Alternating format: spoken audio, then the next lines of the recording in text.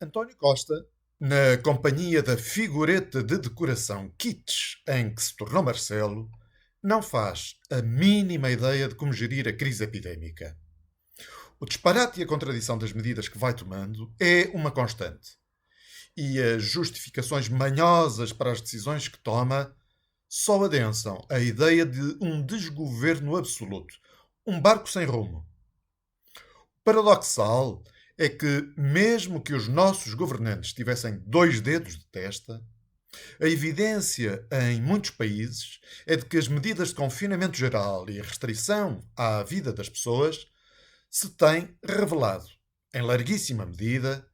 ineficazes na alteração do comportamento da curva epidémica. Dito de outro modo, o vírus tem tido a sua passagem e existência na comunidade indiferente às medidas tomadas ao abrigo dos estados de emergência ou calamidade. Mas devemos exigir a António Costa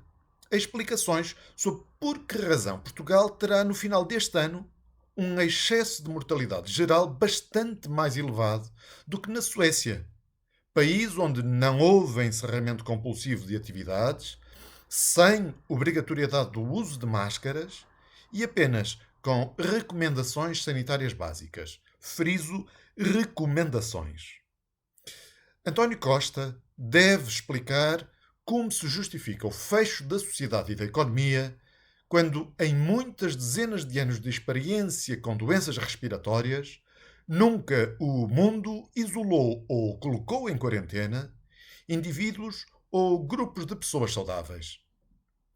Comparar Portugal e a Suécia tem ainda a enorme agravante de colocar a nu o facto de a economia portuguesa estar completamente estraçalhada e, ao contrário da Suécia, que tem uma dívida pública de 40% do PIB,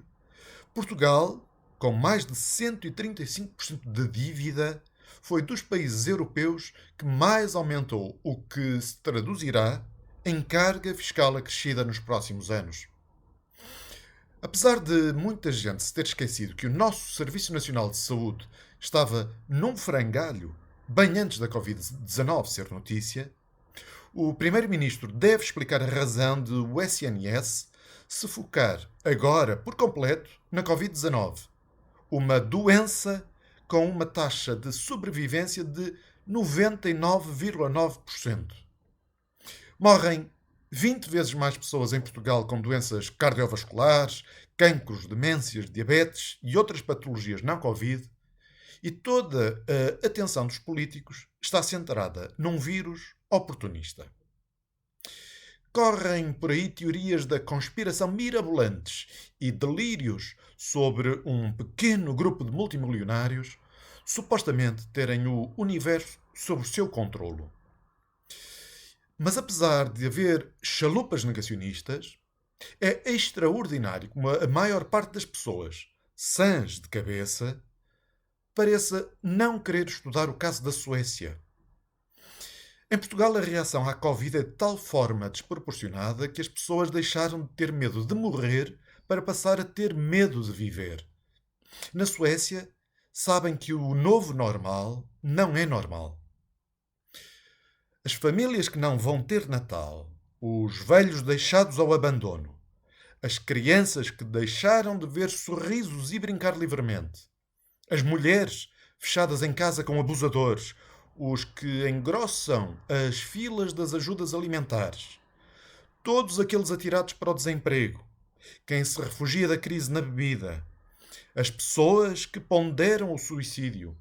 os jovens privados de aprendizagem de qualidade, os patrões dos pequenos negócios em risco de falência, os que sofrem de demência e estão apavorados, os hospitalizados a morrer sozinhos, os homens de fé sem as suas liturgias,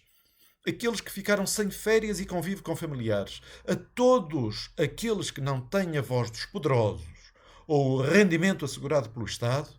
são devidas respostas.